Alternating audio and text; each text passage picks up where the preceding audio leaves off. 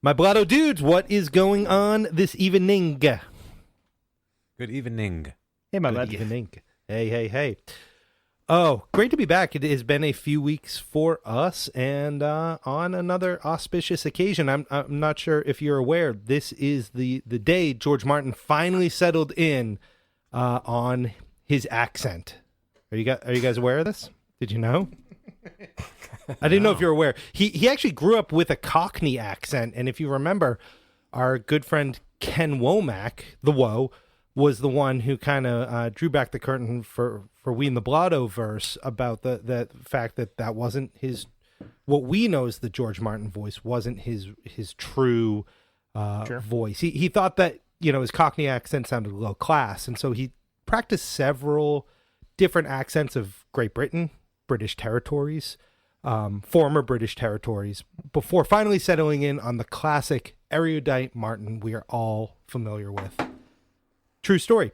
He tried Welsh, Scottish, Northern Irish, Falklish, Islandish. None of them seemed to fit. He was actually only left with a couple options before settling in on that BBC-inspired voice we all know and love. Just two options, and then that's what he settled with. Oh, so you guys are curious about the other one then? Okay, so I know you're dying to know, since I led you down that primrose path of saying there were two. And I know you guys will probably say, like, oh my God, Tommy's probably going to do some yuck or something, like it's going to be George Martin and then it's going to be someone else. I swear to you, my friends, what you're about to hear, if you want to hear these tapes, it's two videos of George Martin, kind of in like the rain in Spain is falling mainly on the plain. You remember that from My Fair Lady, like practicing the voice and things like that. So what you're about to see is George Martin. What you're about to hear also is George Martin practicing those final two accents. So let me get this up for you.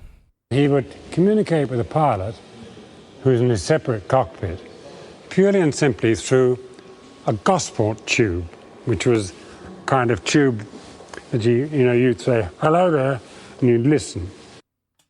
So you guys know that's the George Martin we know and love, right? Like that's the one. Of so course. Yeah. You want to hear the other one he was working on at that time, George Martin? Of course. Here we go. Yes, I do. Oh, then I will play it for you. Well, of course, I killed him years ago in the books. Yeah. So at that time, we didn't actually have an actor playing him or something. Jack Gleason, who played Joffrey, was actually like the nicest guy in the world. Amazing, George Martin. Like he was working on this New Jersey accent, also a British territory at the time. Years and years ago. So, a lot to learn still about the Beatles, guys. A lot to learn. It's hard to Google George Martin now because that other George Martin company. The author. What do you mean the other ones? Oops. Let's not tell him.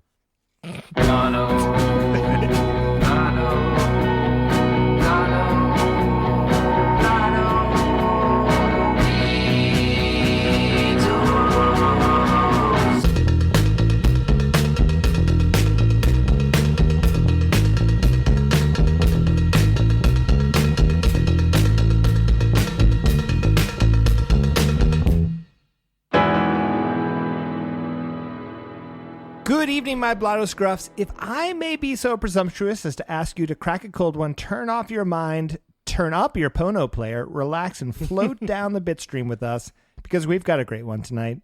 Welcome back to Blotto Beatles, celebrated the world over as the leading beer-goggled geeks of Beatles broadcasting. I'm Becker, and you are in the middle. No, you're not. You're in the top part of We're at the episode very 42. start. I feel like I'm deep in the middle. As a reminder, for a while. We are the podcast where a couple of friends have a couple of drinks and come together to discuss and rank a single Beatles song. As we start to get a little psychedelic this evening, I don't have any problems telling you that he's a real fun guy. He's my friend and yours. It's Tommy. What's up, Side A? How you doing? Hey, my bud. Yeah, I love you, Side A. And if I'm going to go crisscross applesauce on my screen, I've got the man, the fifth of Irish whiskey, the legend. He's the George Martin of New England. New England. It's executive producer Scotty C. Good. You good, good, good? We're also blessed this evening with the presence of music supervisor RB this evening. That B stands for Beatles. How are you doing, my bud? Doing good. How are you? We've had some people ask if you're really sitting at a piano. Are you? Prove it. Yes. Piano. Yeah, that Soundboard. famous piano note. Total So good. soundboard. So good. How is everyone? Are you doing great? I'm We feeling have had good, man. a little bit of a gap in recording. I don't know why. It's been 30 days or so. You feeling roosty? You Really? feeling a little roosty I out don't know. over there?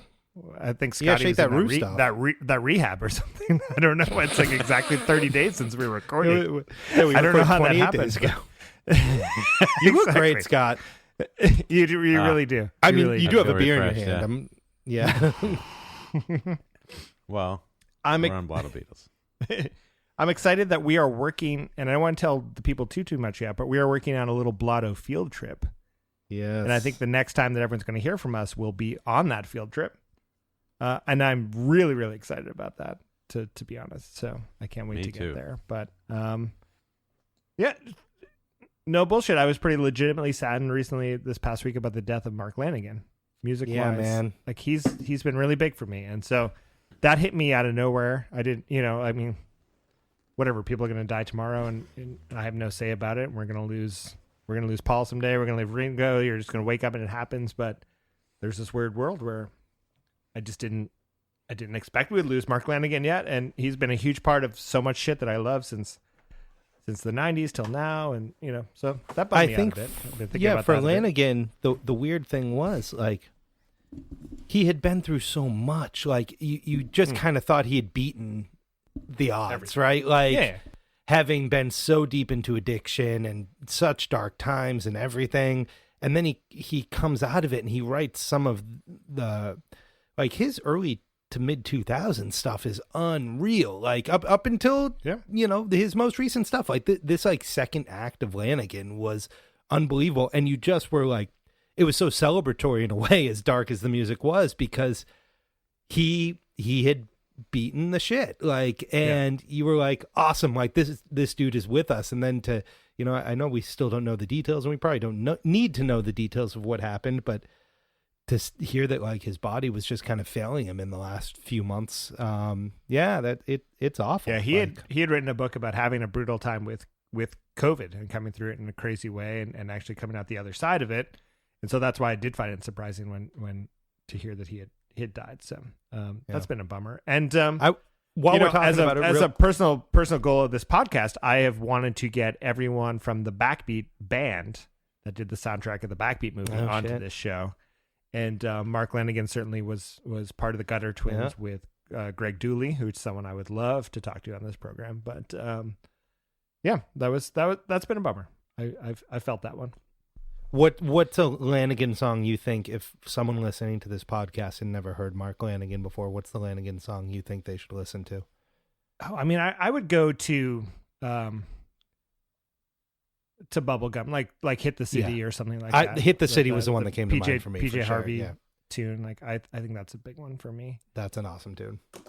So, but I don't want to stay on a sad note. I want to. We got a guest tonight too, so I want to get to that. But I got a little housekeeping. Do you guys have anything else? Should we get to it?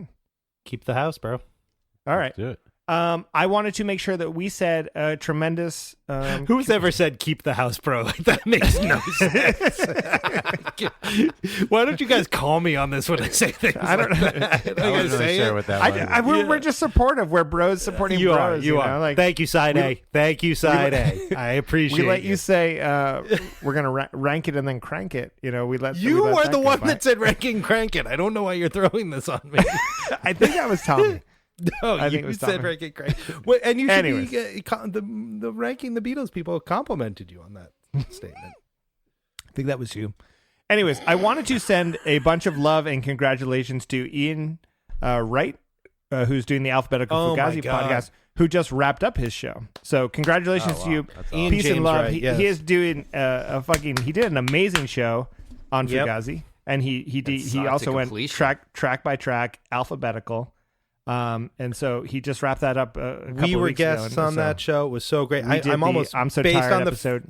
Based on the fact that we were guests, I'm almost surprised we weren't mentioned in the last episode at all. Like, Tommy, it turns out we were mentioned. Wait, what? What?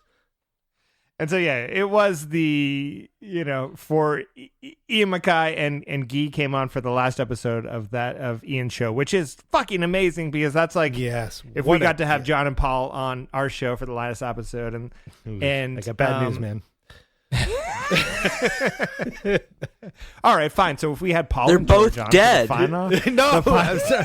Yeah, Paul died in the 60s. So he had an amazing show. The fact that he was able to get them together and they had a fantastic 2.5 hour conversation or something. Yeah.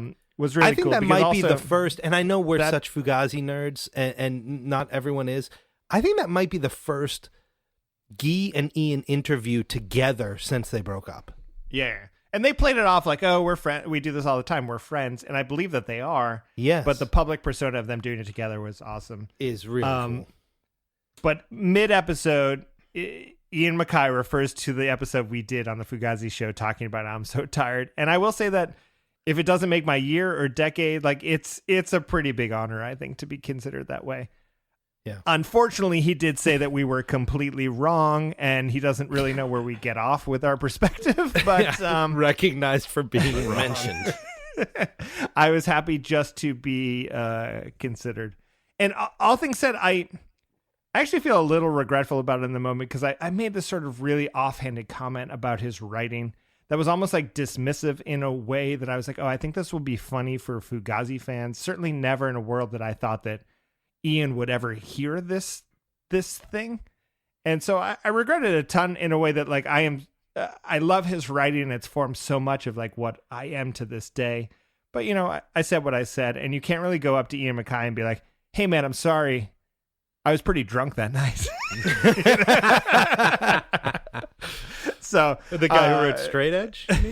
Anyways, fantastic. Much love to you, Ian Wright, for finishing Ian your Wright, show. And to I hope you Ian do something Guy. after this. Thank you. Yeah. That was like a gift to listen to that thing. Yeah. It was amazing. It really was. Yeah. We've got some notes. Folks are loving RB on the microphone. That's been really nice. So welcome back to the fold. Right. In my book, I'm not sure if he's passed the audition, and I don't know, but we'll see. We see. Thank you so much. And then we actually got a voicemail recently from a previous guest of this show. She's leaving home. Colin, he sent us a voicemail. Do you guys want to hear that one? I didn't know this. I'd love to. Yeah. All right, I'm gonna play that. Yes, hi. This is a message for the three beardy blottos. This is your boy Colin, and I was listening to the most recent episode for the benefit of Mr. White Russian. Fabulous stuff, but I heard my name evoked, and I heard that some close listener of the show, very close, caught us in a situation where we missed a mystery word, and to keep everything on the up and up, as I listened, I reached for the closest thing to take a shot of, which was a warm, out-of-the-bottle shot of Kettle One vodka, and that was just as good as it sounds. But I wanted you to know that I was there with you in spirit, and I'm loving the show. Peace, boys. Oh, my God. What a king. We got caught by a listener a couple of episodes ago for not drinking during the magical mystery word, and that was that guest Paint It Back. So much love to Colin also. So hey, man, and he's got that Thank Kettle you, my One. man. Must be nice, huh? Must be nice living out Must there. be nice living that Kettle One life. I don't know. Ocean front, drinking that warm Kettle One. I thought I picked up the tab last time we went out. That's how you got. All right, everyone. Do you know we have a guest tonight? We do? Scotty, do you know that we have a guest tonight? Yeah. Do you know? Yeah. But should we get to it? I think we should get to it.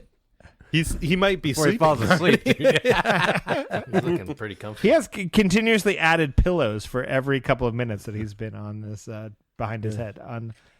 But let's get to it because I can't contain myself much longer. I don't mind telling everyone that we have tried to do this before. This pairing was supposed to happen for episode 33, and it was supposed to be the Ethan Alexanian Blotto Beatles birthday spectacle spectacular. Yes. But we had some technical issues that, didn't Weren't allow even it to be Tommy's fault. released. Yeah. But we did get to It hang wasn't out. my fault this time. That's amazing. And no less, I mean, I still see tonight as a celebration of this guest, so I Yes. think we should get really right to it, because Becker, honestly... did you ever watch Lost? The show Lost. I watched Lost. They're on the island. Did you remember, like, they get off the island, and then all of a sudden in season 3... Hold on. I know, but hold I on. only saw the first season. Oh, no Don't- spoilies? It's only 22 years old. So Are here's you what happens. comparing Ethan to a smoke monster? I don't understand where this is in going. season 3, they get off the island, and Jack, you don't remember Jack? Yeah. Jack goes back to find Kate, and you know what he says? Kate, we have to go back, because they were lost. And I feel like that this is our lost episode in Becker. We have to go back. We have to go back And find Ethan? and find Ethan. Do you think that Continue. there's a parallel time where we just left Ethan in that I think we episode? left him on the because island. it was never released. Ethan has Yeah. just been drinking in episode 33 since we left him there. Yep. Listening Yeah. to Pink Then let's Floyd. get him back real quick, because Stuck in that like weird prism thing from Superman where they got Zod. I want to say quite legitimately, I have been excited and in awe of Ethan for a long time. I find him to be a talented podcaster, a gifted graphic designer. And since doing this collaboration, we've learned that he's also a talented musician. And more than anything, he's immensely knowledgeable about all things Beatles. He has his own show, Fans on the Run, which is the Thinking Man's Beatles podcast, if you will. No, it's and you not. should probably be listening to that instead of us, So I want everyone to please join me in warmly welcoming the great Ethan Alexanian. Yes. See, you could listen to my show if I actually put out episodes. But luckily, if anyone hasn't listened yet, you've also cranked out something like 70-something episodes at this point. Yeah, it was You're like a doing the sweatshop for a while. But you're like doing the work- Steinbeck, you can't just expect. Oh, don't Steinbeck compare me to come out Steinbeck. with a new book every 6 months or whatever. Genius takes time, my friend. And we're waiting for it. We're ready. If that's what you want to call it. Ethan, we're not champing close to your birthday anymore, but that's really Nope. why I initially wanted to celebrate with you on this show. It's sort of That like, was like we don't 6 have a lot of months rules ago.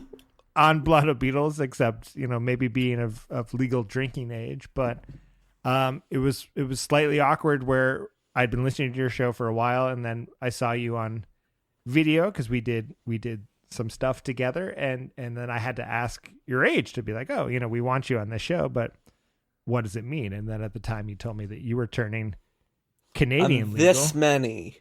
in August. Well, but with the exchange rate, I think Yeah.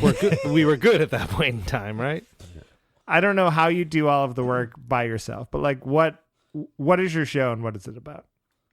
It's to put it simply, there was this group of people called the Beatles. I don't know if you've heard of them. Go on. They I'm were listening. they made what we in the biz like to call music.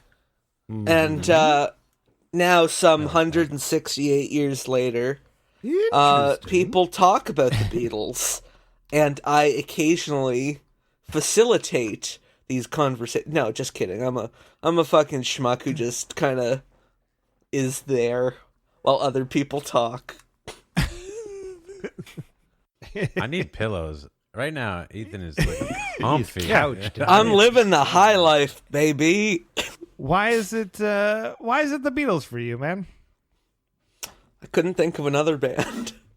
I don't believe that for a second.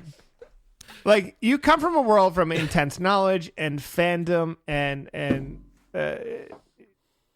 like your personality I like, but tell me, like, why is it the Beatles? Like, what triggers you about the Beatles that's made you commit this hard to it? It's been said before that the story of the Beatles is almost just supernatural. that it just, at this point in time, doesn't even seem real. It seems like some sort of great mythologized thing, like Apollo. Or whatever that is. I don't know. I don't read. And then? Do you have any idea why it was the Beatles? Like, or it was just because you love the Beatles? Like, It's just because I love the Beatles. all right. But it's the thing also that you're like immensely knowledgeable, clearly. Like encyclopedically. I can name all 4 Beatles. What? There were 4? I'm intimidated. Hold on. My I notes mean, later to in be the show fair, did not have I was 4 just Beatles. I was just kind of pissing into the wind there. I'm not actually sure. I just wanted to look cool in front of you guys. Yeah, I wanted to look cool in front of Scotty. We all do. I'm Crushing still that Mike's working on Hard it. Lemonade, Yeah. bro. Good luck. And Good luck. RB. I was listening to And Velvet RB. Underground when we was in 4th grade. Yeah, exactly. Yeah. Why today have you found all of your focus and passion? Because I know that still sometimes you're like joking about it, but your passion still lays in the Beatles. And what is it that makes you come back to this? To be honest, I don't know. Okay. I like the Beatles. I like talking about the Beatles. I like listening to the Beatles. I don't know what it is about those 4 Dickensian street kids from Liverpool, but I love them. In addition to you being a fantastic podcaster, and I believe you are, and I know you don't want that helm, you do some amazing album art or show art. You do some amazing thumbs. What's going on with you in the world of graphic design? Yeah. Who's your boy? Beatles wise. Who's your Beatle? Which Beatle is my favorite? Yes. Today. George. Why? What do you think it is? Like, is it the solo stuff that he does after? It's Is the it what cheekbones. From the get-go, that's all you needed? Yeah. It's easy to identify him at a wax museum. Even if they have like really shitty Beatles, it's like Ringo has the nose, John has the glasses, and George has the cheekbones. What does Paul have? He has the tiny mouth that resembles an anus occasionally. I love it. How often do you go to wax museums, Ethan? That's a Becker. That's a really personal question. You're declining to answer? Yeah. I respect that. Scotty C, when's the last time you were at a wax museum? Hey, I mean, I don't have to answer this. No. Stop trying to bully us. All right, Please, I'm going to say I was at a wax museum. Us wax museum aficionados refuse to be categorized. Yeah. There are dozens of us. Dozens of us. Literally dozens. see, the Wax Museum Enthusiast Convention's right next to the Never Nude Convention. Yeah. There are dozens of us. Yeah. Ladies and gentlemen, we are not only the Beatles podcast, but we're also a podcast where we do a little bit of drinking. So, No. Scotty C, have you been putting down some drinks this evening? Yeah, I've been drinking some of the Devil's Purse Handline Kolsch. Oh, the official No, beer of fine. Blotto Beatles? The Official beer of official Blotto beer of Blotto Beatles. And Much I've love to got them. Oh, of course. And I've got... Actually, this is my last one. I don't know. I haven't been drinking them, but somebody has been. I'm already And I drunk, have so I'm some. just going to check my phone. Right on. And I got the Slain for the shot. Hopefully we get to hit one or Scotty, two. did you make it all the way through that bottle of orange Lauren. Yeah, whiskey? I just got to get rid of it. Orange Jameson? I don't want Scotty to see it does ever work. again. Scotty does work. I will say, I also It was just awful. got my re-up from the Devil's Purse because Tommy got out there a couple of weeks ago, but I hadn't seen him since, so I got my re-up. I'm drinking the Handline Kolsch this evening, And I mix up a couple of bourbon drinks. So I've been on Well, that. Becker, I had some margaritas to kick off the evening, you but did? then where I gave you those Devil's Purse beers was a wonderful spot. You and I had met up at the Vitamin C Brewery. The Vitamin C Brewery in Weymouth, Massachusetts. So I got some of those going on as well this evening, along obviously with the Devil's Purse. I was drinking their Beer kettle Beers. charge earlier tonight. Yeah. Yeah. RB is very envious. He used to live right near that. It's good stuff. RB, what about you, man? I am drinking very local here tonight. I've got a bunch of beers, a couple of beers here from River Roost, which is in White River Junction. And I started off the night with one of those Dogfish blueberry things. Oh, I like Sam that. Callion. Oh, yeah. Hey, And Ethan. I've also got a little Yeah? bourbon back here in case. Oh, the Four Roses small batch is what I said. What? Yes. Ethan, what have you been drinking this evening? Mike's Hard Strawberry Lemonade. But I heard you had it imported from the Americas. Yeah. You know What is me. what is your relationship with drinking at all? You Not- came of age not relatively very. recently. Not Yeah. very. Not very. You're more Did you of do? the green than the grain, if you know what I mean. I'm neither. Oh, okay. All right, so everybody, we know who the Beatles are, and we've discussed this week's magical mystery word. So now I'm going to turn it over to Scotty C to tell us about this week's pick. All right. And the song is Tomorrow Never Knows. And I think this was the first track they started recording when Yeah, they for got Revolver back sessions. after some time. What a way to start, like, recording a record. Like, we're going to record a new record and then just, like, lay down that. How about like, this? Yeah. So there's all kinds of stuff we're going to want to talk about. This song is extremely unique, especially in the timeline of Beatles recordings. Obviously, they will further delve into such psychedelic sort of sounds and unique,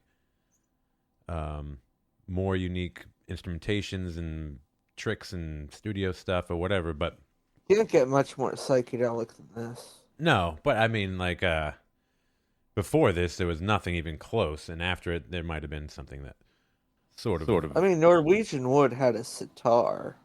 True. I don't think a sitar makes something psychedelic necessarily. You sound like But someone who doesn't own a sitar. You are right. This kid's smart, huh? That's the best thing you've said tonight. RB, the B stands for burn. I've always wanted one. Yeah. I know. John has this sort of concept, this idea that, he ends up bringing up to the boys and George Martin. And I did read a cool thing where, he said, I have this song, and he played it, and it was like one chord and him just like kind of doing some stuff. And George Martin was like, all right, that's interesting. Instead of being like, that's not a pop song, he didn't like shut it down, which is pretty cool. He gave it a chance for them to make something out of it, and certainly was worth doing so. So I don't know. Let's give it a listen, see what Ethan has to say about the choice. I can't why wait he to picked find out it, and what Ethan has to say. if he would like to share that. If he doesn't, that's fine too. Can But he let's still give it a form listen, because words? I think that in Ethan's position right now, this is going to be the way to listen to this song. Horizontally. Horizontally is preferred, I think. Here it comes.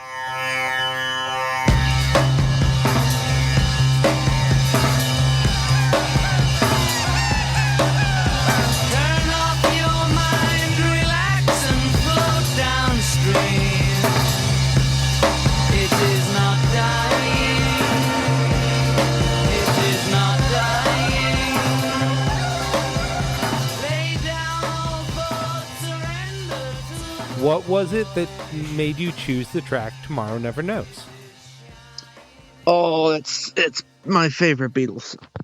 This is your number one Beatles song, is what you're telling me right now. This is like, It's my number one Beatles song. top of the pops. This is it. This is better than Day in the Life. Yeah. This is better than Song stinks. Day in the Life stinks. Is that what you just said? I didn't say that. What did you say? I don't know, man. Roll back that tape, Scotty. This is the hottest pick. Everyone who has reached out to us recently and wanted to come on Blotto Beatles, and we usually let people pick a track. That's probably going away in a bit because we don't have room for everyone to pick a track. But everyone picks Tomorrow Never Knows. They're like, oh, I'll come on and just talk about Tomorrow Never Knows.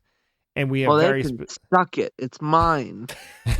and we have very specifically saved it for someone who would maybe give us sort of a passionate reason for why they wanted this to be their song. Okay, I'll try and give you something.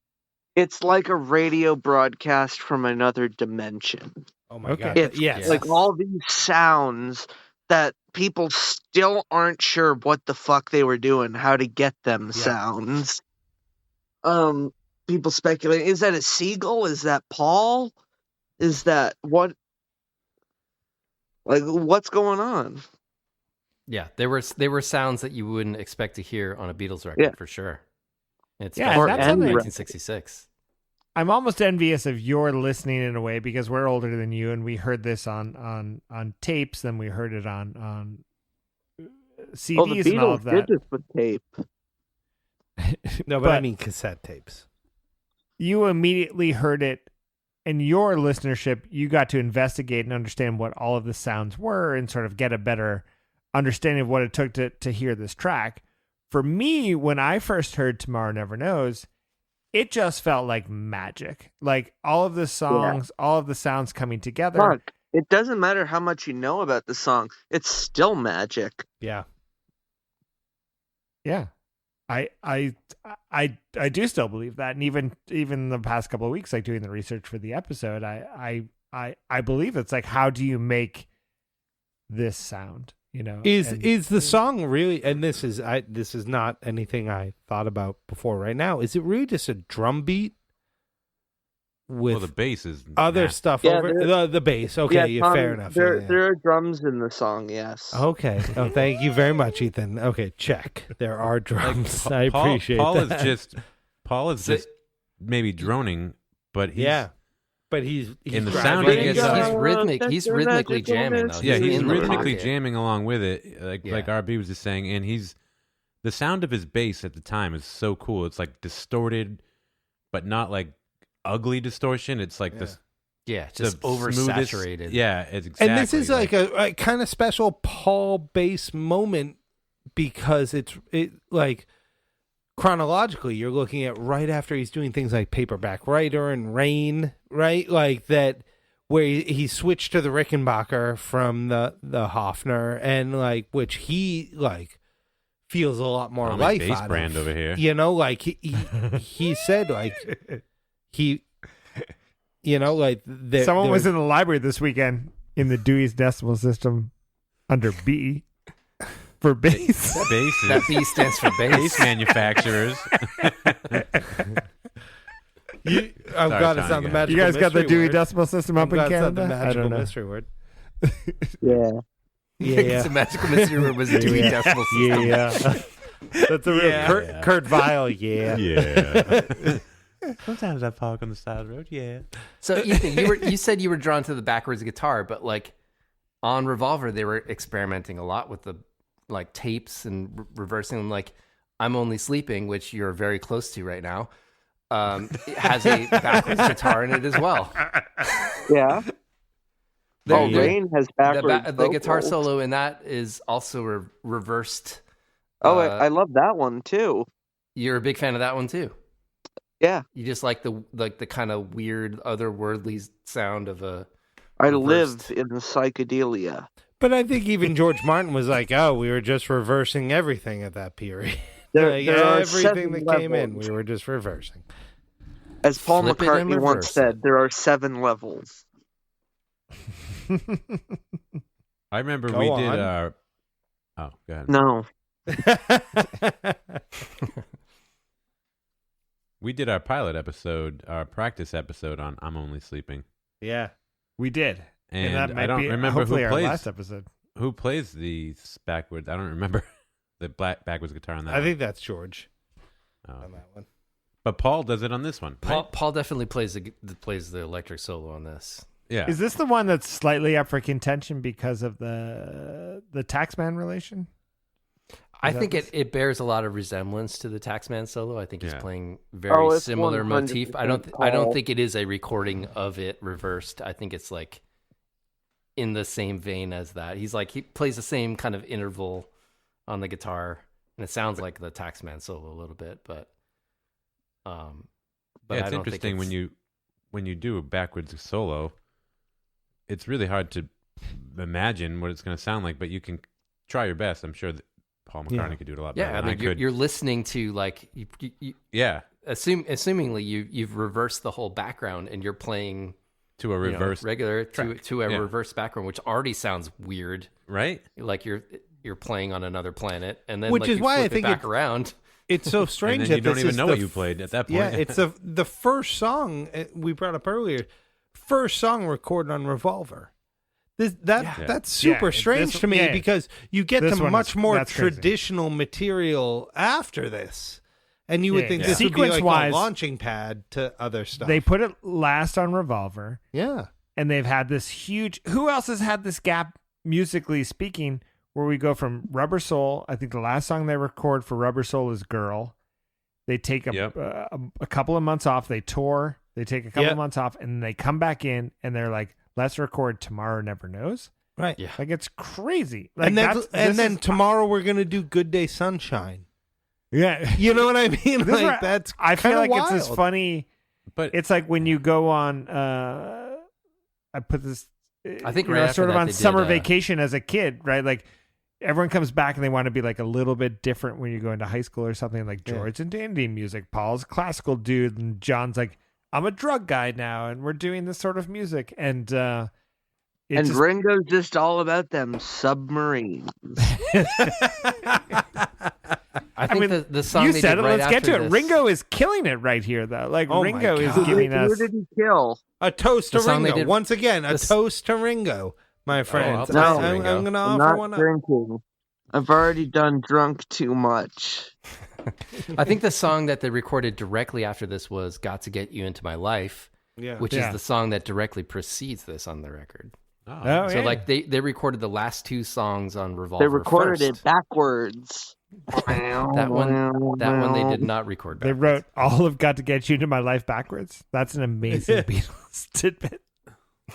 They started with it "Out of My Life," and I think it's actually really interesting for Jeff Emmerich because this is his first day as sort of lead engineer. He had been around for a while, and he sort of witnessed Ringo's first day. I think that's when he sort of came in, and now it's like his show to run, which I actually think is pretty great for that dude. But he did so much for the band. Yeah. Yeah. He was working with Pink Floyd right before then, right? Right, and you're Right looking after at this. something like, Oh, okay. like let's talk about the record. Like She Said is a very, in my mind, psychedelic song. I love that tune, and you would think that leads to Tomorrow Never Knows. That's a good tune. It's a good tune, man. I agree, and you would think it would lead to Tomorrow Never Knows, but then that like. The reverse of it is what's actually true. Like somehow Tomorrow Never Knows leads to She Said is a psychedelic a step forward or something. Like it's the timeline of Revolver is interesting, and it's most interesting in my mind in the way that the Beatles almost, not that they poo-poo Revolver, it's not that any of them say they hate it. You said poo-poo. Are we saying poo-poo on this show? We've I mean, talked we're- about this aren't you before. the- I know you don't like aren't when I you say the- poo-poo. I know you don't like when I say poo-poo. Aren't you But- the intellectual of this show? I don't However- say crap, dude. Everyone thinks crap is But an you know, intellectual word. but they also, like, every Beatle that I've ever heard an interview Matt. with is like, oh, Rubber Soul's part 1, Revolver's part 2.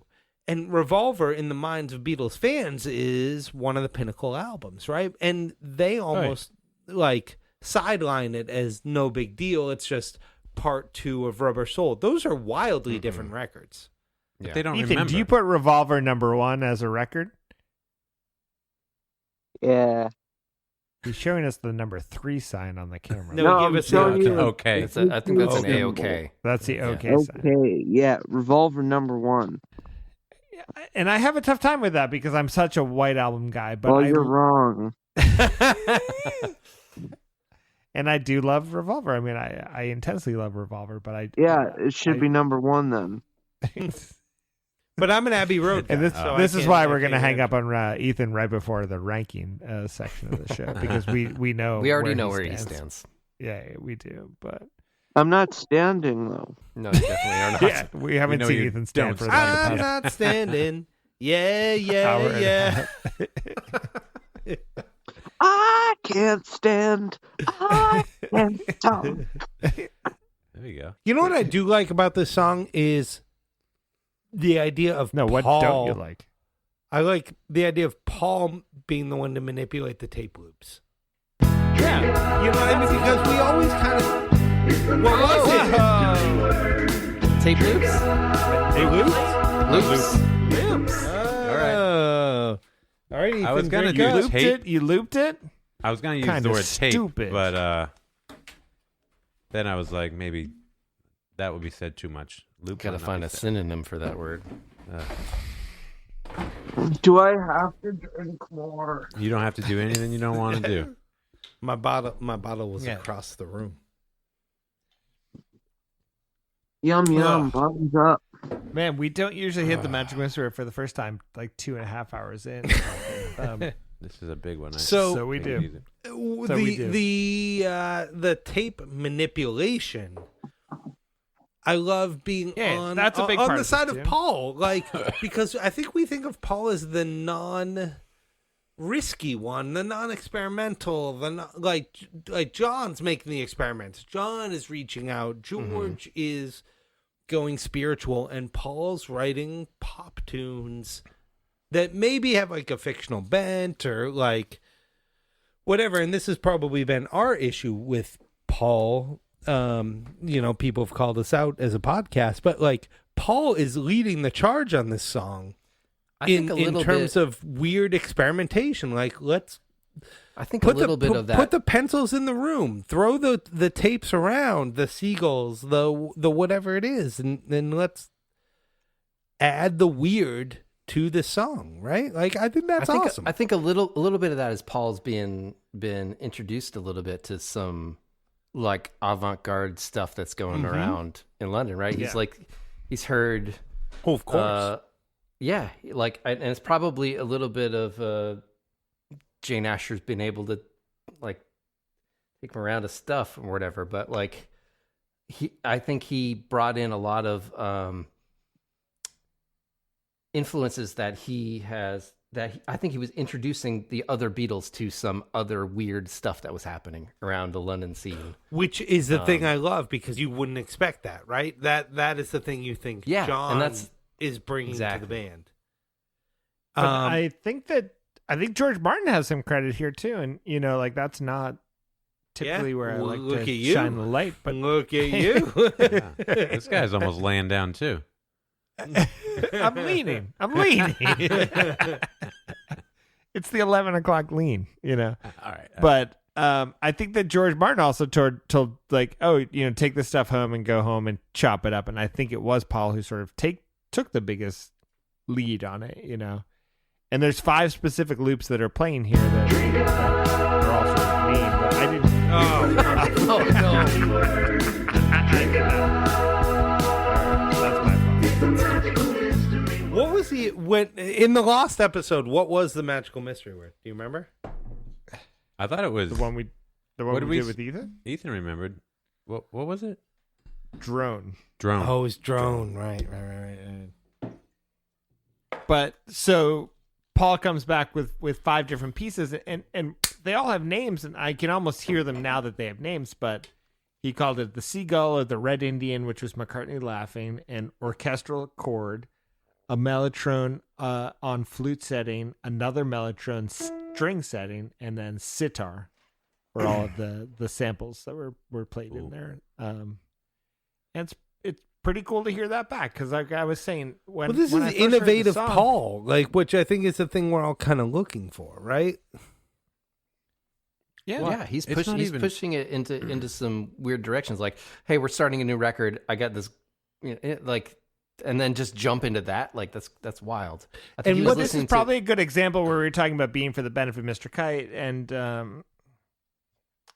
I forget, maybe it was on the last episode we talked about it, but it was also that John had a vision for songs in his head that he couldn't convey to everyone, right? Because here's where he's telling George Martin that he wants this to sound like 1,000 monks singing from the mountains, and it never really comes to life.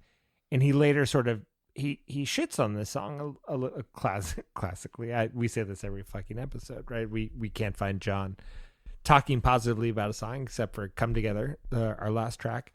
But Why it should he have been wanted this number to one, sound. right? Yeah. He wanted this to sound in such a bigger way than it did, or he had a mental vision for this that never came to life. And then here we have Paul popping in and playing these tape circles to sort of, Yeah, it's sort of like it's pulling like a it drum away circle. from maybe what John's original vision was, right? Which is why I love the idea of this song being a recorded performance. Like, this would have never happened. What we hear on tape, had they been like, oh, the bass is a little off on the song, the drums are a little off, and then done it the next day, because of the way the tape loop thing happens, they could have never done that tape loop thing. Come on, fucker. circles, tape circles. Ethan, take a drink. Oh my god. We're shit. at 3 already? Yeah. I think. So, Ethan, are you asleep? Yeah. Are you okay? Give us the okay sign. He's only sleeping. so my point with the tape manipulations being the tape repeaters, that becomes a performance. No, but it becomes a performance. Like, you can go and see a band live, and they're going to play the song you love. And then you go and see them the next night live, and they're going to play the exact same song, and it might be better or different, or they're going to... The solo goes a little longer.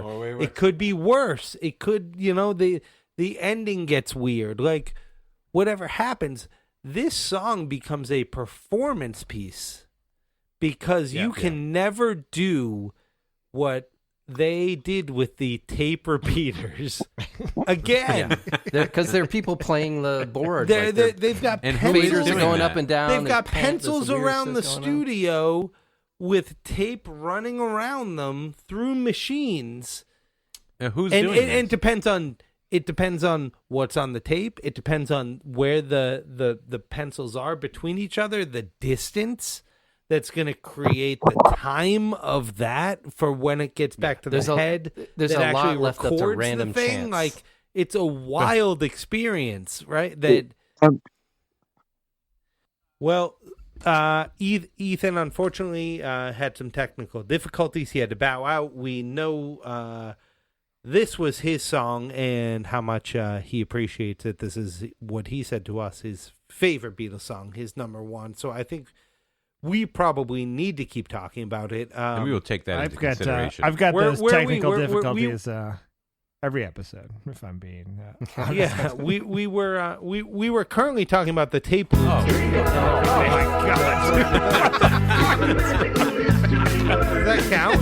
Why would it count?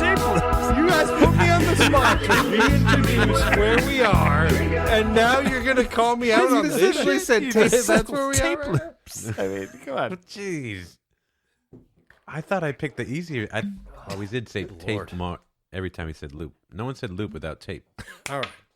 Jesus. All right. So the we were talking about the tape recreations, and Scotty, I think you. First of all, Scott, I think you sabotaged me because we took a break. Oh, yeah. You were like, I still want to talk about. I want to talk about this tape stuff. We were talking about Tommy. Just bring us back in. Listen, all y'all, it's look at where Scotty we are Tosh. right now. Listen, all y'all, it's Scotty Tosh.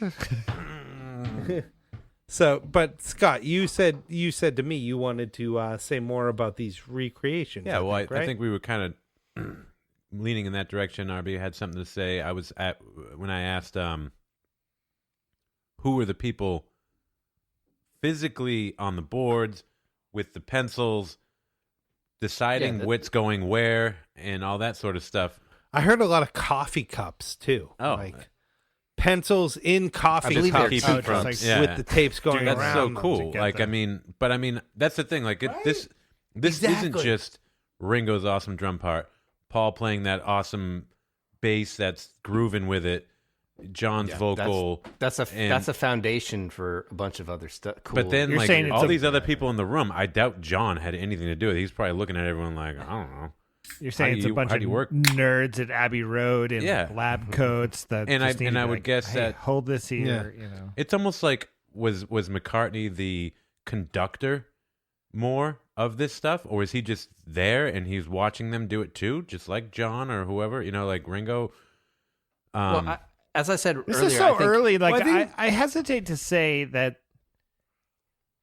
I mean, it's the point that we've been getting to is in sort of as a podcast is Paul coming out as a big leader for some of the stuff that you're referencing. I think, but I think it's early for it to be super clear during Revolver that Paul was a driver of some of this stuff. Like, I do think of this as being more collaborative, and maybe it's just because I want it to be, but I think about it as being.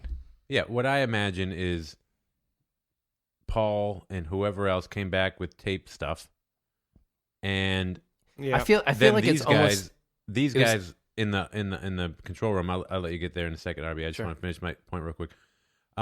These guys in the control room were like, "All right, here's some weird shit this druggy band brought to us, and we're gonna make this something out of it." And the Beatles probably had very little to do with the actual way it made it onto the track, but maybe they didn't. That's my question. Right. But, go ahead, RB. Because I feel like the engineers probably had a lot of just random requests coming at them. Like, they're just like, True. Yeah. At this point, the Beatles can ask for pretty much anything and they can probably get it. Yeah. Right. And so they've got engineers that are probably very early on in their careers being like, I want this to sound like whatever. Yeah. recreate this. The Dalai Lama Make this on the and we're top like, of all a right. mountain. That was John Lennon's request at the beginning. So imagine of the song, right? you're a studio engineer and somebody comes up to you with a request to make you sound like the Dalai Lama shouting at the top of a mountain. And you're like, well, we got this reverb unit over here. I can maybe crank Put it on the mountain setting. Yeah. I And he's could like, maybe no, do no, it I twice. want all my words to be don't drench it in reverb. Like, that's want not what 1,000 I'm asking monks, for, too, you yeah. idiot. Like, make me sound like the Dalai Lama. By the way, I also wanted, and the engineer's like, bro, we got 4 tracks. Yeah. Okay, cool. So track Monk one. Yeah. The So we Beatles. put 7,000 monks on track 2 then? Track 2, 7,000. I don't think they will all fit in this studio. So. Yeah, track 2, 7,000 monks. Track 3, the Dalai Lama on top of a mountain. Oh, cool. We got track 4 open. Ringo's drums. All right. What do you need, bro? This song needs drums What's too. Tambourine. Yeah. Oh. What is George doing on this song? George is playing. I was gonna ask George you. George brought all that kind of Indian influence, right? He's playing the tambura, which is yeah. which is a little bit. It looks Track like 4. a sitar, but it doesn't have any frets on it, and it's just open. It's pretty much open strings. You're playing a drone, Like a harp type thing. Well, sort of. It's not fretted. I mean, by harp. I think It's there's like strings. 4 or maybe 5 strings on it. I'm not sure. I think they Yeah. come in multiple variations, and you can tune them however you want. But I think in this case, it was tuned to mostly C. Okay. This song has I can say it's drone. all C, right? I can That say was the whole drone thing. because this is I'm gonna. Yeah. Oh, wait. hold on, RB. Are you about to enter our newest segment? And your nerd can sing? Now you put me on the spot to record. Is that what you're saying right my now? little spot that I haven't recorded yet. Scotty, put the music in later. Put it in post. We'll get there. But yeah, so the tune is one chord for the most part. It's a jam on C. So there's sitar, tambura, which is The sitar-ish providing that kind of drone to be that that lower. I'm gonna go straight into this weird area now. The melody that John sings for the opening is entirely notes of a C major triad. So the melody starts on a third.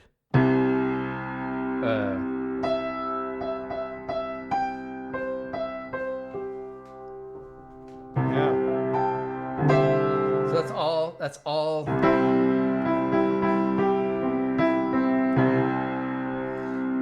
And the bass still stays on this pedal C, but then I don't know if it sounds to me like an organ part, but it might be a loop of an orchestra, whatever, playing a major chord that's a full step below, which is a B flat chord. So it's a B flat over a C bass note. So like after he does that.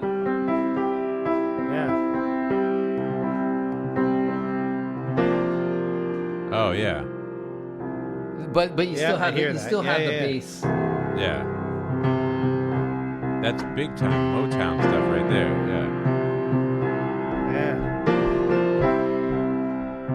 Yeah, it's weird, like Motown Indian. Yeah, exactly. Yeah, and that's Wait, totally, right? that is wild. Motown. George complains a little bit where he's like, "Oh, this is probably the best thing we've done." Like in the later '60s, he says this is one of the best things we've done, but maybe it's a terrible mess for people that are used to listening to sort of Western music. Yeah. Exactly. It doesn't modulate, right? It just stays in this one place. It's one chord. It's what they think is Indian, but they are thinking it's Indian coming from this R&B background, and that's they're pulling in influences. That's from the so amalgamation many that other happens places. here.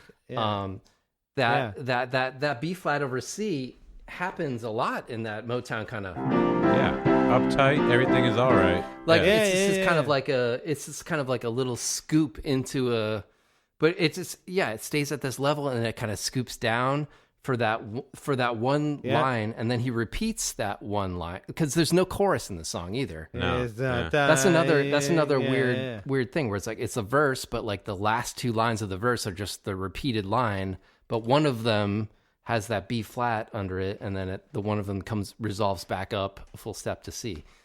So there's a form cool to shit. it, but there's no chorus to it. It's almost like I don't know. It's should we talk about the lyrics here? What do we think about that? I don't know if we've got. We should talk about the song at some point. I feel like we've been been talking all right. Yeah. I think a little bit. I love this tune because for a ton of reasons, and that'll probably come up while we're ranking. I love the song because everyone is present and participating. I'm not sure if I've said that. Yeah. And even George Martin is a bit on board. Paul says a little bit later, he's like, George was a little bit older and we were bringing him the stuff, and he very easily could have been like, what the fuck is this? Like, how do I sort of assemble this and market it, make it a thing? But he was like, game to be like, all right, let's explore this, especially like we were saying, the context of them coming off tour and them coming off of the Rubber Soul record to dive into this piece. You would think they'd want to come in with a hit, right? Yeah. Yeah, yeah, absolutely, and they come in with the hits, right? I mean, but, clearly, Revolver yeah. has hits, but they don't come right in with it, and so everyone is on board to make this happen, to dive into musically speaking, and then there's the lyrics here, and from a John perspective of writing all of this, like this comes back to what we were just talking about in the last song, Come Together. Like, this is the Timothy Leary stuff is very present in both tunes, right? Like, we're talking about like a little mid to late John Beatles to very late John Beatles and like carrying these. But this ideas harkens forward. back even more to like them searching for source material too, because like he pulled a line from the Psychedelic Experience book in the same way where he pulled from a poster for Kite or for the benefit of Mr. Kite, right? Like well, and George Harrison even says like these lyrics John did not understand when he sang them. Well, right. I think what John was singing from was from an angle of we're trip sitting you through this song, where George came from it from this is a meditation song, like you're coming from within. Yeah, okay. You know what I mean? Yeah, and like they were coming at it from different angles, but kind of like hitting the same. It worked. Yeah. Yeah, it works either way. Yep. Right? Yeah, I mean, can't you imagine if you're a John Lennon and has just done acid a couple of times and you're like, I feel these things so completely. You know, like you think about early drug experiences that people might have had, and you're like, oh, like this is a sentiment that you want to turn people on. Like that is the biggest thing about, the first time I've done and all there's of these something things, about something I want to cyclical. share it with people, and it's sick in a way because you're like, oh, these are not good for you or all of that. But coming out of the best drug or drinking experiences, I'm like, oh, I want my friends to do this. Like that's a little bit of what this expression is. And when there's something about something cyclical that he's discussing that I really tie into and understand, or not, I don't understand. I want to understand, like the at the end of the song when he's like, it's play the game of existence to the end of the beginning of the beginning. Of the beginning, this idea that this thing always comes back around, I think is really important. It's like, I don't know, man. Like, is this coaxing you to? It's natural. It's circular, natural. yeah. It's plant based. Like it's you look at plants Cycle. that rise and spread their seed and then die, and the next seed spreads, and you look at the idea of religion and the idea that whatever religion you're part of, and many of the Judeo-Christian religions believe in the idea of like, okay, so you die and then something is afterwards, or the Hindu religions and all the very Eastern religions that believe like the cycle is very real. You're going to die. You're going to come back as something else, and all that. Like this and then cycle from the straight is very from universal. The straight, like a Revolver vinyl perspective. And you got to flip it over and you got to start over again, right? Yes. Yeah. Everything is secular. Like it's it all comes back around. Like, how cool, right? Like we can tie all of these things together. Love it. I wanted to bring up, this is completely off the separate place entirely, but Yola Tango has a song called Autumn Sweater, which kind of quotes this song a little bit. Oh, they really? have the beginning line that they kind of repeat in it. Oh, the beginning. I get my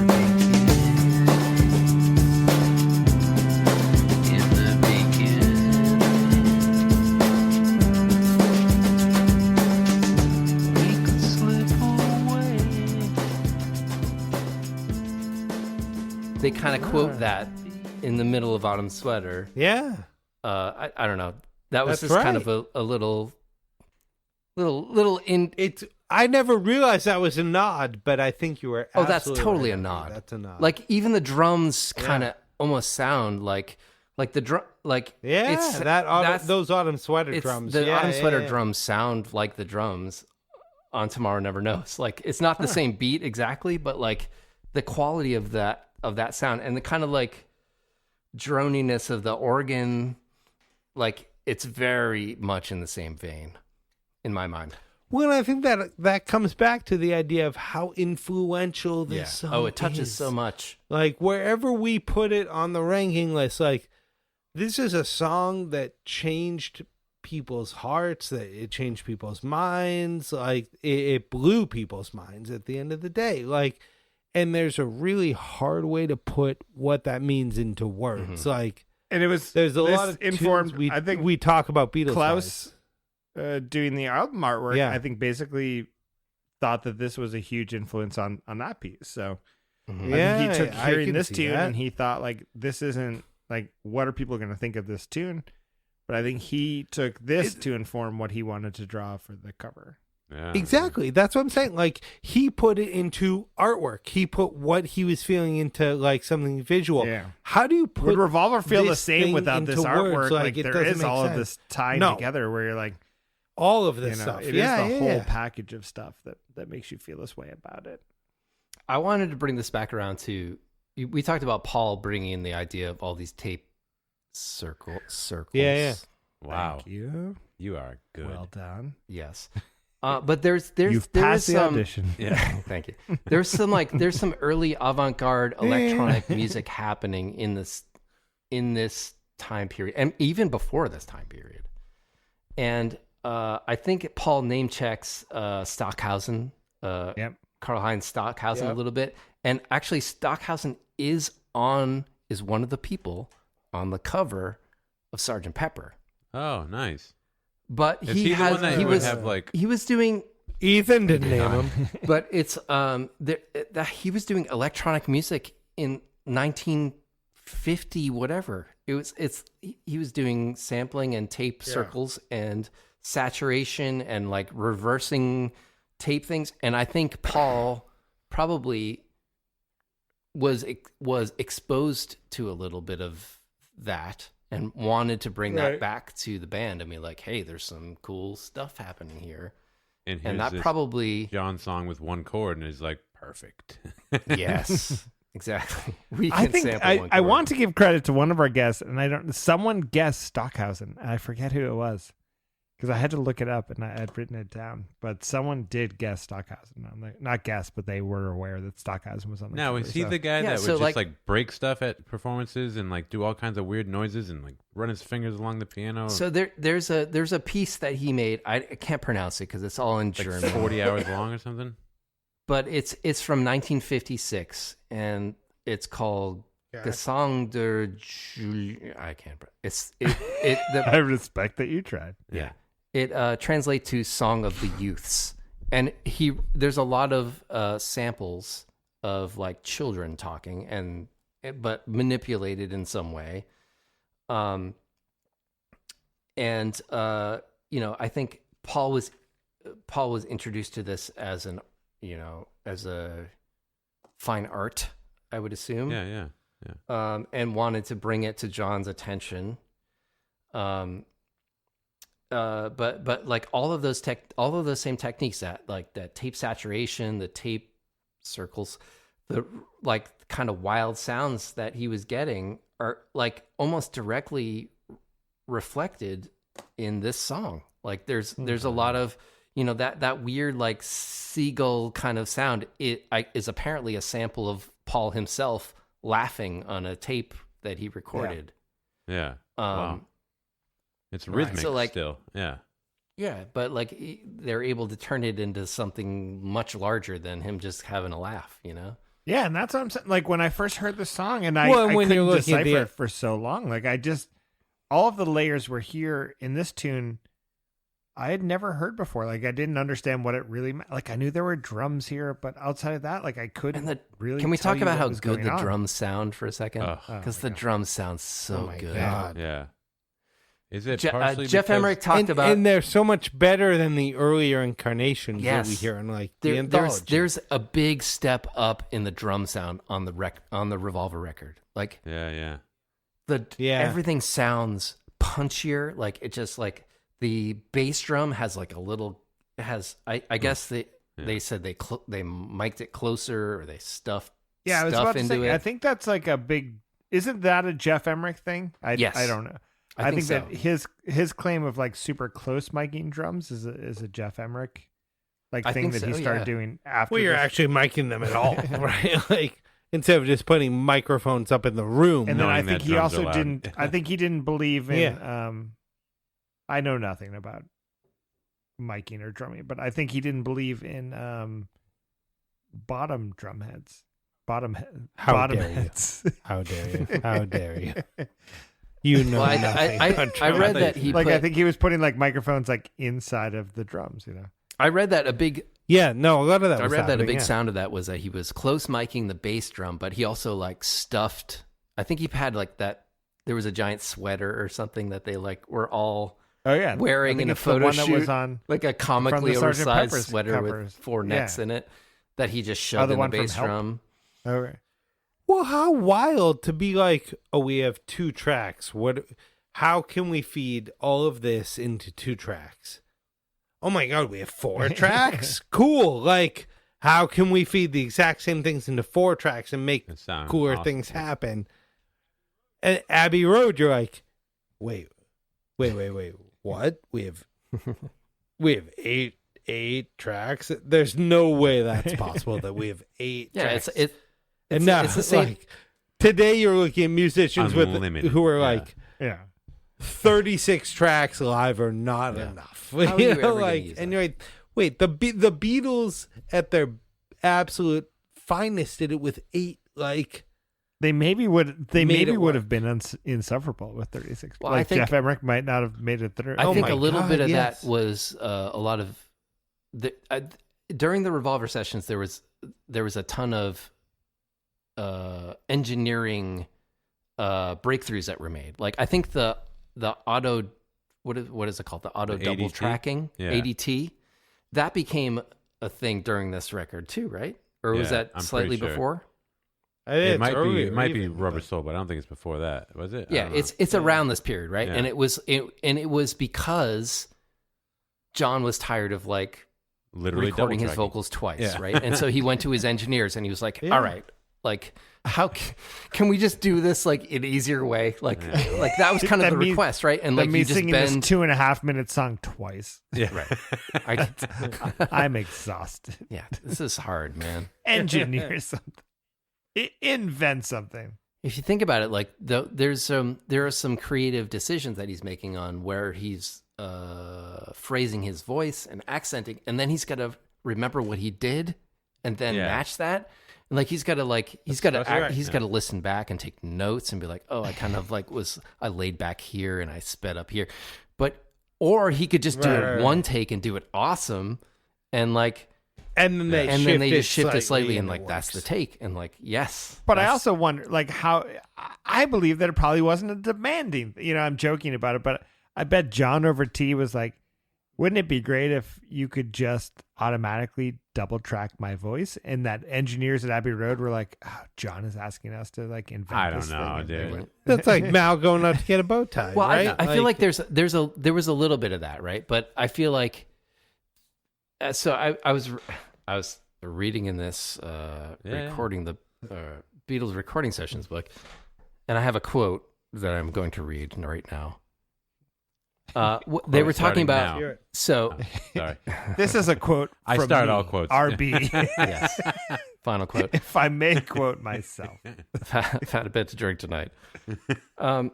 So What? So we didn't even talk about the manipulation Song? yeah, no, Oh, what Tommy. what song are we talking about?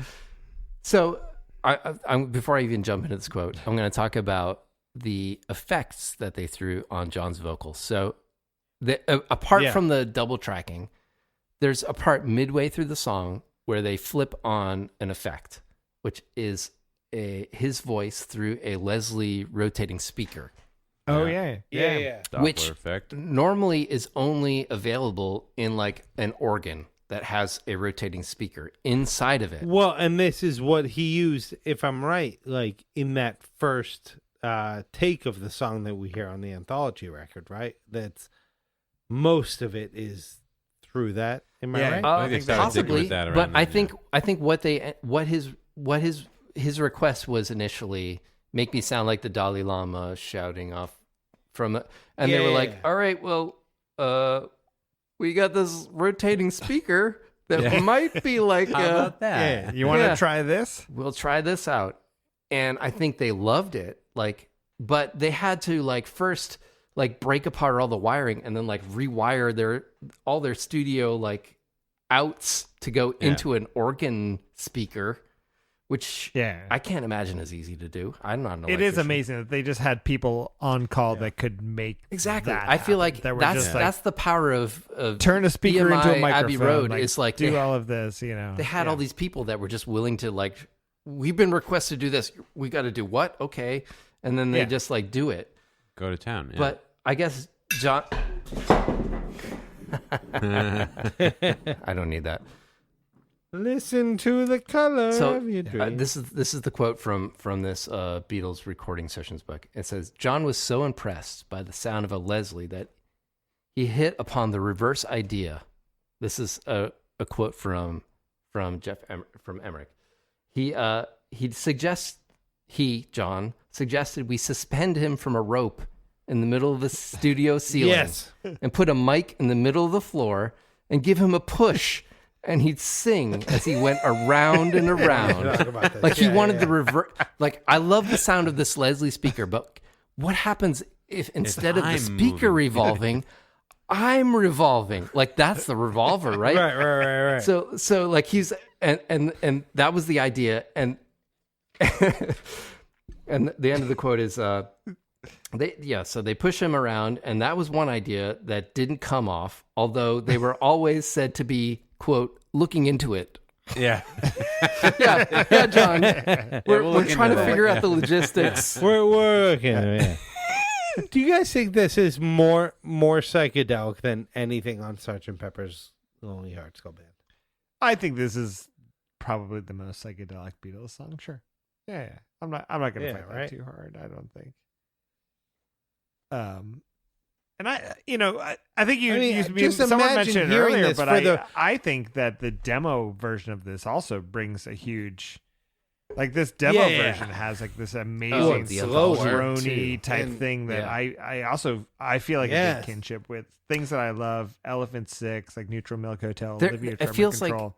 I think just imagine hearing this song for the first time, putting on your headphones in 1960. What? 60. I picture if I was Michael J. Fox, Back to the Future, and I'm putting in my AirPods, and everyone's like, "What? What? Calvin Klein? What are you doing? I'm your mom, and I'm in love with you." Teen Wolf, and I'm So, but like I honestly like imagine putting on your headphones at this moment in time and being like, you've heard I Want to Hold Your Hand and Hermits and like I want to be 17 years old hearing this for the first time and smoking a J. That's what I want. Like, my God. Smoking that. Did you guys 60s weed? Like in the 60s, you're saying? Yeah. Have you guys watched the television series called Mad Men? Oh, yeah. So this song was licensed for an episode of Mad Men. I have never watched Mad Men. I've never seen an episode. I don't know anything I about would it. recommend it. It's an excellent show. I don't remember. So this show, season 1 starts in 1960, 61, something like that. Oh, it's an old show. And it's like, I'm not going to, summarize the show, but it's a... but the show is in the 2000s. But yeah. All right. So it's set in the 60s, right? But they use this song for a, cultural sea change. Where there's a character named Don Draper who is a ad agency creative director, and he's trying to connect with people and sell products, whatever. And there's an episode, probably, I don't know, 5 seasons in ish, where they use this song, and they had to pay a ton of money, I'm sure.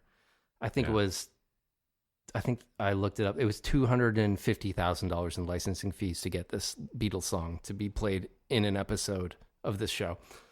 But it was kind of to show that John Draper, this ad executive guy, was becoming out of touch with the youth. The youth of the 60s was changing. And they use this song because he kind of earlier on in the episode had kind of dismissed the Beatles as being kind of adolescent fun. And then he was kind of gets curious and was like, all right, so what are the kids listening to? And he puts on, I think he was instructed by his female companion to put on Revolver at this point. And he puts on, because who else puts on the last track of a record when you're going to listen to a record? He puts on Tomorrow Never Knows, and he sits back and he takes a sip of his drink, and then he kind of like just lifts up he lifts up the needle like halfway through the song, like, I don't get it. And then that's kind of showing that he's becoming out of touch with the cultural movement of the 60s. Like there's a disconnect that's happening. And I don't know, thought I should mention it. No, I mean, it's amazing that they would pay that much music for that much money. Yeah, it was like it meant that much to the producers of that show that they would pay that much money to be. And they didn't play the like whole it song has to either. be this song. It can't be like some there's because going to be a that's cultural... when people get a Donovan song in there. Exactly, and that's when they play like he could have played Jennifer Juniper or something. You know, like that's we're like let's give them the vibe of the 60s. You know. Well, here's a very big thing for me in listening to this tune is the very end of it, and there is something that happens with the piano at the end. Yeah, that we talked about Free as a Bird. I have this same sentiment. We talked about Free as a Bird, the song Free as a Bird, months and months ago with it was years ago, dude. It was years ago, yeah. And I've never known how I feel about Free as a Bird or whatever, but there's that ukulele part at the end of Free as a Bird, and I really feel like now listening to Tomorrow Never Knows, the ukulele at the end of Free as a Bird is calling back to the end of the piano at Tomorrow Never Knows. It's pulling you back into reality. Yeah. It's like serving the same purpose. I don't or know if we want to listen. Like it's brought. Well, it's serving the same purpose, or is it? Can we listen for a second, Scotty? Can you pull up the piano for Tomorrow Never Knows for a second? You want to do Free as a Bird or which one? I want to do Tomorrow Never Knows first. I can find that. Give me the last 15 seconds of Tomorrow Never Knows.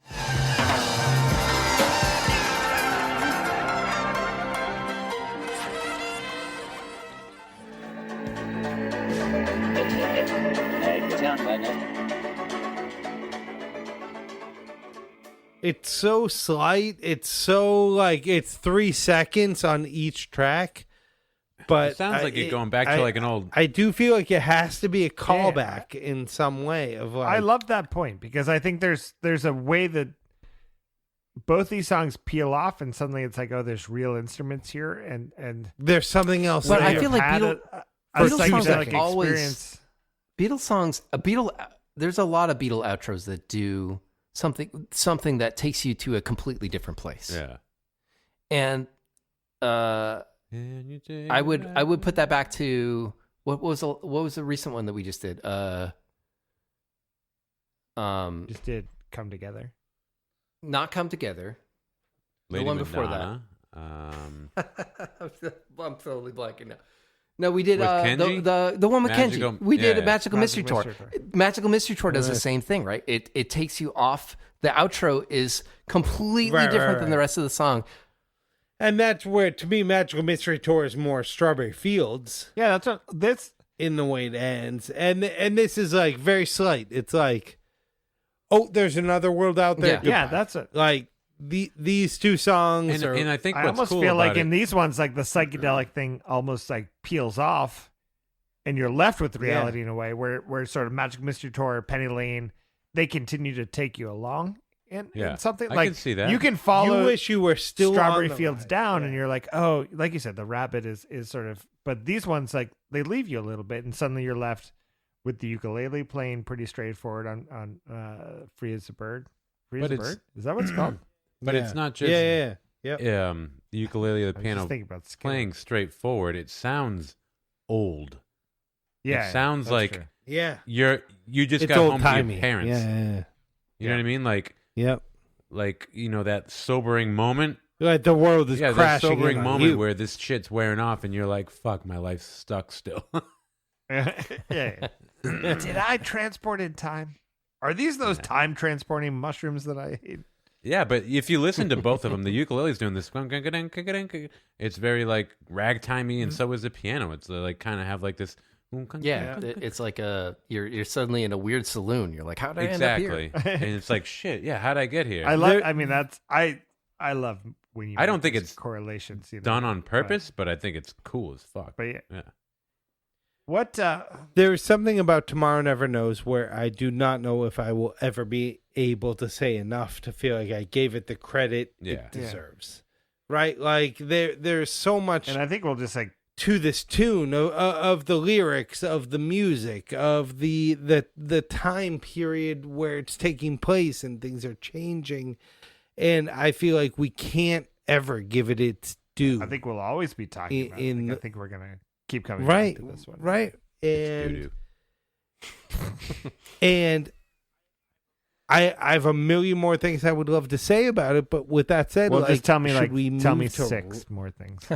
We didn't. Oh wait, hang on. If you hang know on. a million things about this song, Before we get into, I want to talk about a couple of covers of this song. Can we talk about that there for were a some second? covers For real that quick. Oh yeah. We can interesting breeze covers. past this because there's none of them are better than the original. Let me just put that out there right now. Most iconically is that for me, Phil Collins takes this on in a bold way, as a big release, and like I think it's competent enough in a way as a cover, but I think it's just so bold because there is this like Phil Collins-y A-to-Z production that sort of takes away the vibe or the intimacy of this song, but. I don't know. Is anyone going to bat for Phil Collins? Better than Billy I'm Joel. certainly not going to go to bat to say it's better than the Beatles version, but I think he paid it a pretty good homage to it, and very bold to put it on the last track of your debut solo record, solo album. To be like, this is my revolver. Like what? Yeah. Like he's a drummer, so he must have loved the drums. But he did not play a drum track that was the Ringo track. Like he didn't play like it, right? Yeah, he didn't play the same beat, even like the same rhythm. Like it's pretty much a straight like I don't know. A lot of the tape circles were made with synth like of its time, like 1980 early 80s kind of like synthesized sound. sound. So like it's hard to get past that a lot of times. Yeah. And then maybe he was making some artistic statement, but like it ends with him like singing Somewhere Over the Rainbow kind of quietly. Yeah. And I just don't get it. I don't know. I tie that to just like the psychedelic type thing, the Pink Floyd syncing up with There's a lot of covers here that I didn't know. What is so Somewhere Over the Rainbow? What is the Wizard of Oz? Is that what I'm saying? Yeah, Over the Rainbow? Is that what I've it is? heard of it. Yeah, it's Wizard. Oh yeah, that's watching The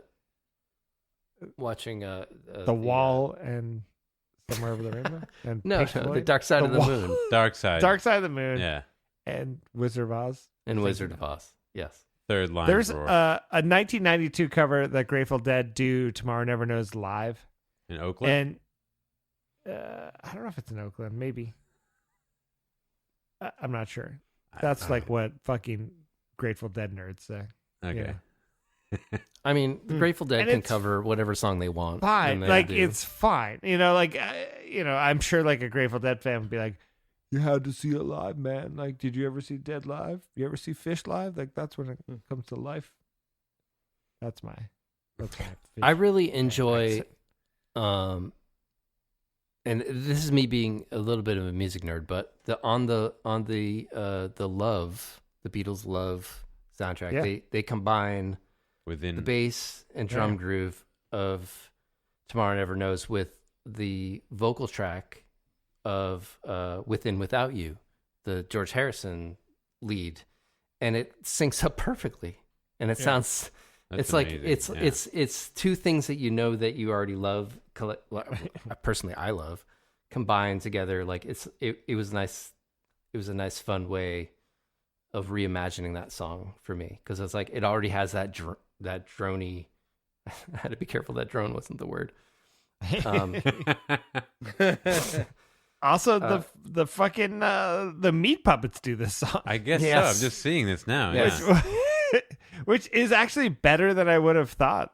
I thought they would have done more of their like meat puppetsy version of it, but it's very studio-y. I don't know if the meat puppets could do it live in the way that they recorded it, but it's pretty competent.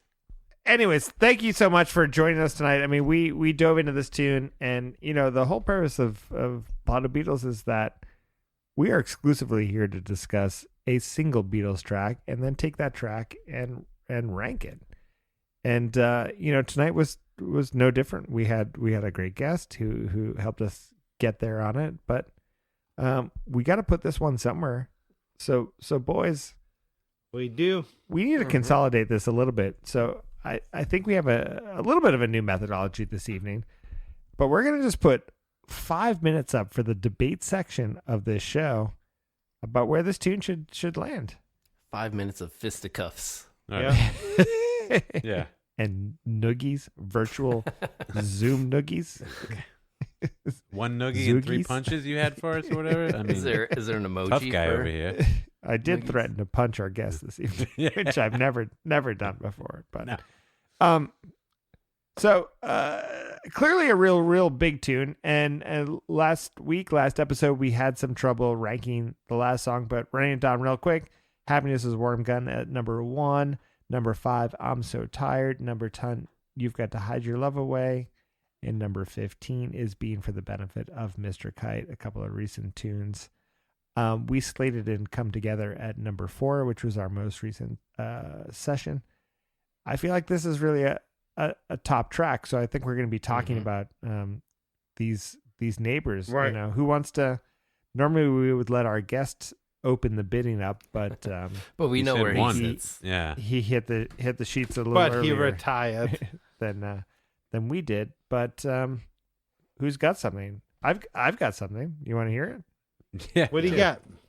I'm gonna go between I'm So Tired and Your Bird Can Sing. I'm gonna recommend this to be our new number 6. Okay.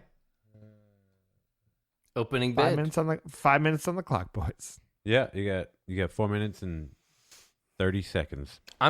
So it's not better. I'm gonna put together. I'm putting my opening bid just under Come Together for me. Ooh, you're putting it. I'm putting it above your pick, just because I'm so tired. Because of this, and maybe it is because of the bit of the cultural sea change of like this. Like they've just set up what they're going to be in the future. Like they've like, all right, we're out. True. Oh, by the way, here's our last track. We've gone weird now. Like stay tuned. See you at Sgt. Pepper's. Exactly. They've teed up. Personally, I do not think, if we're looking at the bottom level, I do not think it's better than Long, Long, Long right now. Okay. Well, where are you going? Because RB just put it. You just put it above I'm So Tired, right, RB? I did. Yeah. So new RB 5. Just basically put this right. So I slated the bottom. RB slated the top. Yeah. Where'd you slate it? That's where Tommy? I'm slotting it. Better than Because, you said, Tommy? I said not. I don't think it's better than Long, Long, Long. Is it better than Because? Personally, probably not. He's Leaving Home. Jesus. Yes. So you got it at new 9, and RB has it at new 5. Yeah. I have it at new 6. Tommy's 10 is sloppy. You got a sloppy 10. It's sloppy. Better than a sloppy 6. Scotty C, take us home on this one, bud. Oh, yeah, thanks. Let's see.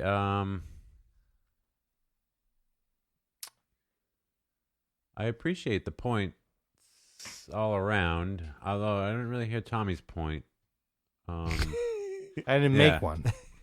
But RB's point of it being the sort of and then Becker's commentary along with it about it saying like, here's where we're going, guys. Like, get ready. Yeah, Hold on. we're tight. signing off. Yeah. See you next time. Yeah. We're gonna It's get definitely real not weird. better than Yeah. come I like that together message in a my lot. life. Here comes the sun, happiness. I'm so tired. I feel like right In Your around there, Bird Could I mean. Sing is a song I like, so I could Yeah. see it being above that, but I don't know if I have it above I'm So Tired.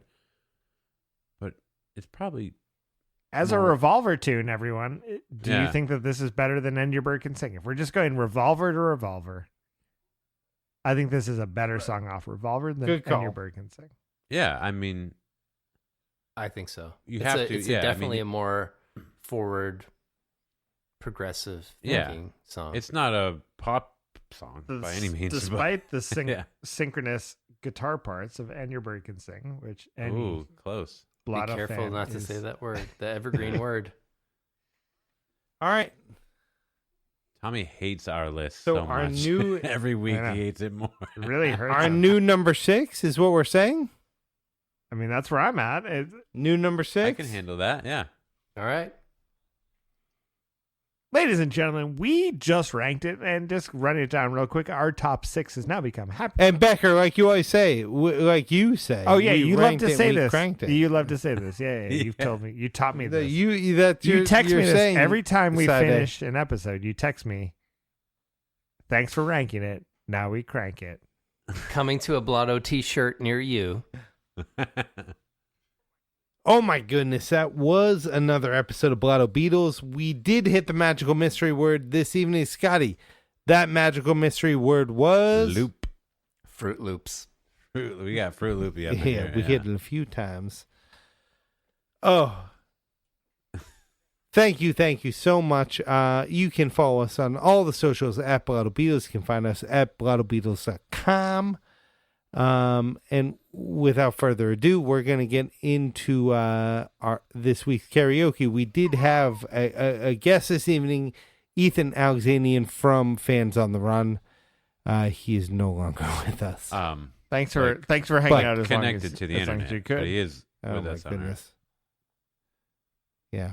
We got Scotty, we got RB, and we all enjoy Blotto Beatles responsibly. Without further ado, I say to you, my friends, peace and love. Peace and love. Peace and love.